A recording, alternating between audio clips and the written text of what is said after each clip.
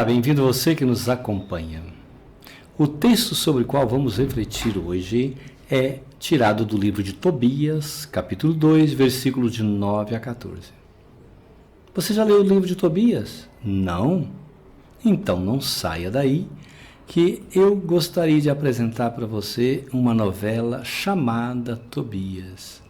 História de fé de uma família tradicional judaica e sua relação com os nossos dias. Tenho certeza que você vai gostar. Não saia daí. Você sabia que o livro de Tobias é um dos 7 livros que os judeus não consideraram inspirados? Ainda que o seu conteúdo fosse conhecido entre os judeus? A Igreja Católica reconheceu a sua inspiração tardiamente.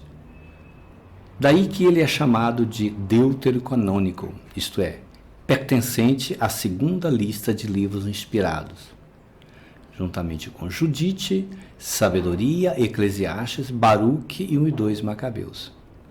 Todos esses não foram aceitos na Bíblia hebraica, chamada de Tanakh, isto é, de Torá, lei, que é o Pentateuco, 5 primeiros livros, N de Nebiim, que são os profetas, e Ketubim, que são os escritos. Na verdade, é o Antigo Testamento, ou Primeiro Testamento de nossa Bíblia, que os judeus chamam de Tanakh, ou também de Torá.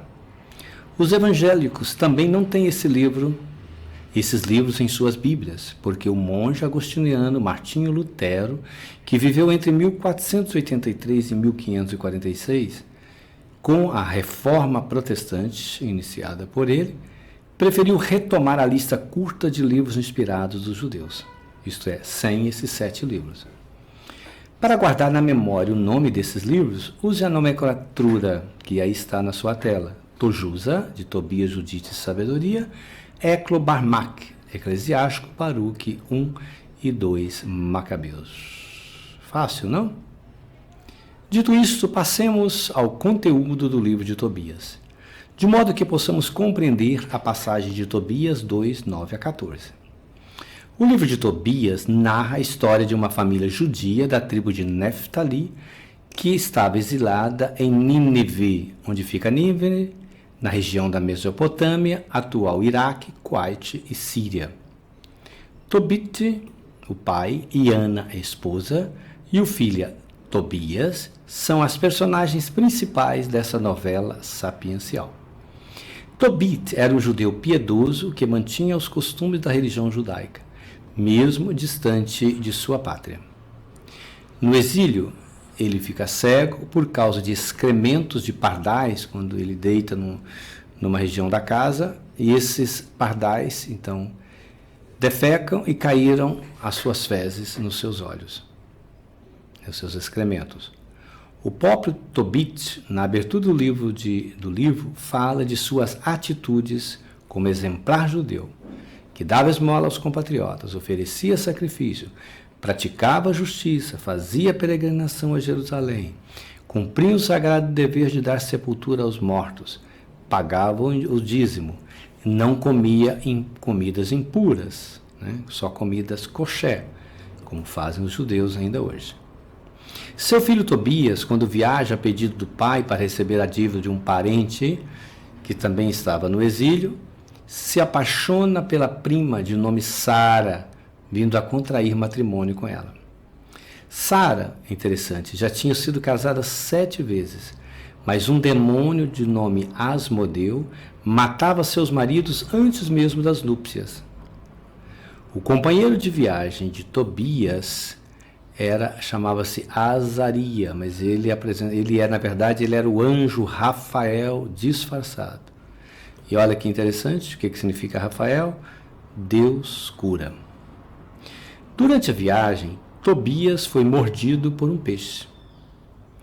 Então, Tobias matou o peixe e o anjo Rafael o aconselhou a conservar o seu fígado e coração.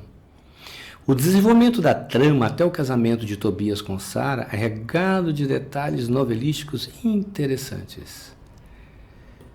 Mas fígado e coração de peixe são utilizados para espantar o demônio no quarto do casal, quando, é verdade, eles vão para as núpcias. E aí a Sara não morreu dessa vez. Aliás, não a Sara, não o Tobias não morreu como havia morrido então os outros 7 maridos dela. As duas famílias exiladas, a de Tobit e de Sara, estreitam laços com esse matrimônio. Na volta para Nínive, Rafael cura o velho Tobit de sua cegueira, de modo que ele pudesse celebrar também o casamento de seu filho com Sara. E ele então ofereceu uma grande festa. Outros detalhes estão no livro. Então, qual é o meu conselho? Não deixe de lê-lo, você vai gostar.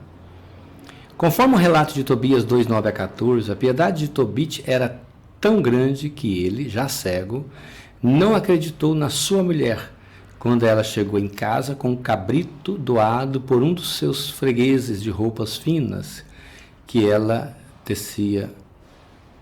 A sua mulher questiona o marido, colocando em dúvida o seu modo piedoso de ser.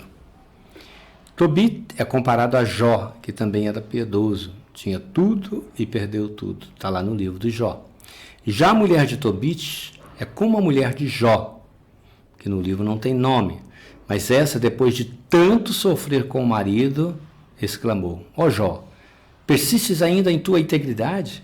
Amaldiçoa o teu Deus e morra. Livro de Jó, capítulo 2, versículo 9. O livro de Tobias é uma história envolvente de fé, oração e exortação, tendo em vista a manutenção da tradição familiar. Os destinatários do livro são incentivados a manter a identidade de origem dos judeus, seus costumes, sua cultura, suas leis e sua religião, mesmo vivendo fora da Palestina, chamada diáspora. Vamos atualizar o texto? Em nossos dias, o discurso de defesa dos valores da família e da religião está em voga. Discursos atrelados a um catolicismo tradicional e à política de direita têm suscitado muita polêmica. São importantes os valores que mantêm as famílias unidas? Claro que sim. Ninguém duvida. O triste é a volta do discurso do início do século XX. Deus, pátria e família. Como se ele fosse a solução para todos os problemas do Brasil. Um país marcado pela fome, miséria e injustiça social. Esse discurso, falseado na defesa de Deus, pátria e família, é de origem autoritária, que não permite a liberdade das pessoas. O Brasil, todos nós sabemos, é um país multifacetado. Vários são os Brasis, porque diversas são as interpretações de Deus, da pátria e da família. Eu diria, respeitar as diferenças é o melhor caminho para unir o povo brasileiro, na fé e na família. Caso contrário, seremos como o velho Tobit da novela bíblica. E então precisaremos de uma Ana para nos questionar. Onde estão as tuas esmolas, ó Tobit? Onde estão as tuas obras de justiça? Vê-se bem em ti o que elas são. E eu acrescentaria: onde está alicerçada a sua fé? Qual é o modelo de igreja que sustenta a sua fé e a vida familiar? Fica aí as perguntas. Foi útil? Gostou? Então não se esqueça, compartilhe. Um abraço e até a próxima vez, se Deus assim o permitir.